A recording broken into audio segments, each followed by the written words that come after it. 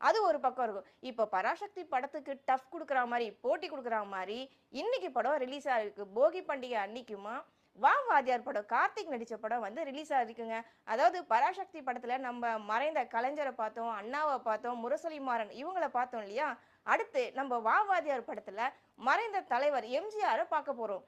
இந்த படத்துல கூட பார்த்தீங்கன்னா, ஒரு பக்கம் கார்த்திக் வந்துட்டு, அவர் தான் வந்து எம்ஜிஆரா வராரான்னு பார்த்தா, இன்னொரு பக்கம் அவர் நம்பியாரா வராரு. இதே கேரக்டர்ல வந்து பார்த்தீங்கன்னா, நம்ம ஆனந்தராஜ் சாரும் நடிச்சிருக்காங்க, சத்யராஜ் சார் நடிச்சிருக்காங்க, ராஜ்கிரண் சார் நடிச்சிருக்காங்க. இந்த படமும் ரிலீஸ் ஆகி ஒரு பக்கம் பாசிட்டிவ் கமெண்ட்ஸ் வந்தாலும், இன்னொரு பக்கம் நெகட்டிவான கமெண்ட்ஸ் வந்துட்டு இருக்கு. ஆக்சுவலா இந்த படம் வந்து பார்த்தீங்கன்னா, 2023ல ரிலீஸ் ஆக வேண்டிய படம். அங்கருந்து அப்படியே மூவ் ஆகி 2024ல வந்து ரிலீஸ் ஆக போகுது. இது வந்து 26வது படம் கார்த்திக்ன்னு சொல்லிட்டு இருந்தாங்க. சரி ஓகே வரும்னு எதிர்பார்த்துட்டு கடைசியா வந்து என்ன பண்ணாங்க, 2025 டிசம்பர்ல ரிலீஸ் ஆகும்னு சொல்லிட்டு இருந்தாங்க. என்னப்பா இது